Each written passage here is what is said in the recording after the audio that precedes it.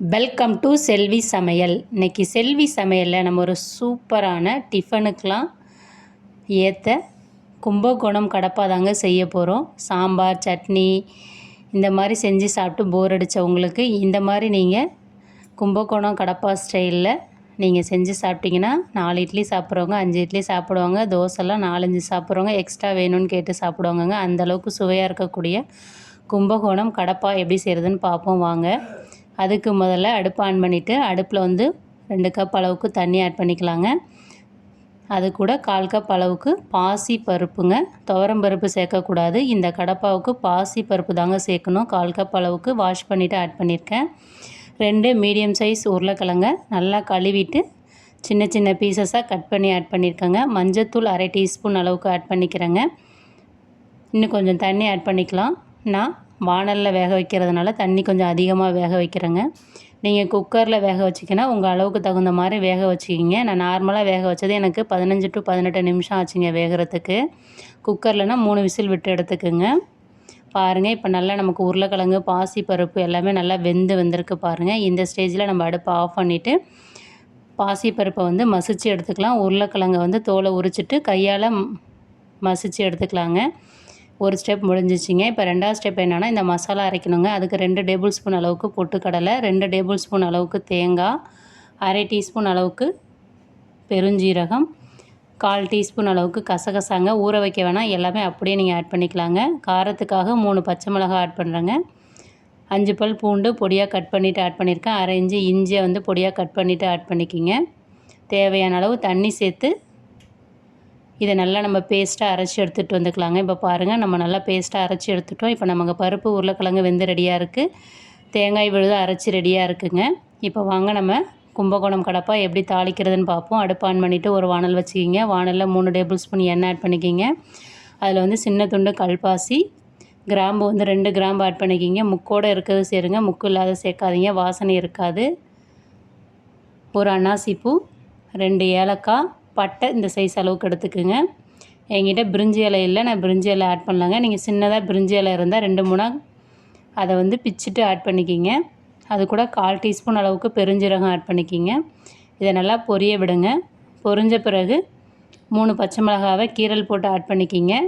நம்ம மசாலா அரைச்சப்பயே 3 பச்சை மிளகாய் சேர்த்து அரைச்சிருக்கோம். உங்களுக்கு காரம் எக்ஸ்ட்ரா தேவைப்பட்டால் இன்னும் 2-3 மிளகாய் எக்ஸ்ட்ரா ஆட் பண்ணி நீங்கள் அரைச்சிக்கலாங்க. இதில் நான் ஒரு 20 சின்ன வெங்காயம் பொடியாக கட் பண்ணிவிட்டு ஆட் பண்ணியிருக்கேங்க. இதுக்கு பதில் நீங்கள் பெரிய வெங்காயம் ஒன்று நீல வாக்கில் கட் பண்ணிவிட்டு ஆட் பண்ணிக்கலாங்க. இந்த வெங்காயம் வதங்கிட்டு இருக்கப்பயே 2 கொத்து கருவேப்பிலை ஆட் பண்ணிக்கிங்க.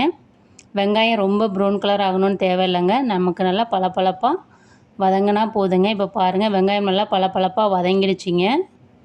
வதங்கின பிறகு நம்ம எவ்வளோ வெங்காயம் சேர்த்துருக்கோமோ அதில் பாதி அளவுக்கு கம்மியாகவே தக்காளி சேர்த்துக்குங்க. தக்காளி ரொம்ப சேர்த்திங்கன்னா உங்களுக்கு புளிப்புத்தன்மை கொடுக்கும். அதனால் தக்காளி வந்து குறைவாக சேர்த்துக்குங்க. வெங்காயம் ஒரு பங்குனா அதில் பாதி அளவு மட்டும் தக்காளி ஆட் பண்ணிக்கிங்க. நான் ஒரு தக்காளி சின்ன சைஸ் தக்காளி ஆட் பண்ணியிருக்கேன். அது கூட ஒரு 1/2 டீஸ்பூன் அளவுக்கு மஞ்சத்தூள் ஆட் பண்ணிக்கிங்க. இப்போ இந்த தக்காளி வெங்காயம் வந்து நல்லா வதங்கணும். தக்காளி வந்து ஒரு 3/4 பதம் வதங்கினா போதும், ரொம்ப நைஸாக வதங்க வேண்டாம். ஒரு 2 நிமிஷம் ஆகுங்க. அடுப்பை சிம்மில் வச்சு நல்லா வதக்கிக்கிங்க. இப்போ பாருங்கள், தக்காளி நல்லா நமக்கு 3/4 பதம் வதங்கிடுச்சு. வதங்கின பிறகு நம்ம அரைச்சி வச்சுருக்கிற அந்த தேங்காய், பொட்டுக்கடலை, இஞ்சி, பூண்டு, பச்சை மிளகாய், கசகசாவை அந்த விழுதை ஆட் பண்ணிவிட்டு நம்ம பச்சையாக தான் இதை அரைச்சோம், அதனால் அது 2 நிமிஷம் நல்லா வதங்கணுங்க. பச்சை வாசனை போகிற வரையும் 2 நிமிஷம் நல்லா வதக்கிக்கிங்க. வதங்கின பிறகு நம்ம மிக்சியில் அரைச்சி வச்சோம் பார்த்திங்களா, அந்த மிக்சியை கழுவிட்டு அந்த தண்ணியை வந்து அதில் நம்ம ஆட் பண்ணிக்கலாங்க. ஆட் பண்ணிவிட்டு அதையும் நம்ம மிக்ஸ் பண்ணிக்கலாங்க. பாருங்கள், இந்த மாதிரி மிக்ஸ் பண்ணிக்கிங்க. நம்ம கலர் ஆட் பண்ண கலரு பாருங்கள் எவ்வளோ சூப்பராக இருக்குதுன்னு. இந்த கும்பகோணம் கடப்பாவில் இந்த கலரும் இந்த கடப்பாவுக்கு ரொம்ப ஃபேமஸ்ங்க. இப்போ பாருங்கள், கொதிக்க ஆரம்பிச்சிருச்சு. கொதிக்க ஆரம்பித்த உடனே நம்ம மிக்ஸ் பண்ணிகிட்டு இருக்கணும். ஏன்னா நம்ம தேங்காய், பொட்டுக்கடலாம் அரைச்சி ஊற்றிருக்கிறதுனால அடியில் வந்து பிடிக்க ஆரம்பிக்குங்க. அதனால் இப்போ இது கூட நம்ம வேக வச்ச உருளைக்கிழங்கை வந்து ஆட் பண்ணிக்கலாங்க. கையால் நல்லா மசிச்சு விட்டு ஆட் பண்ணிக்கிங்க.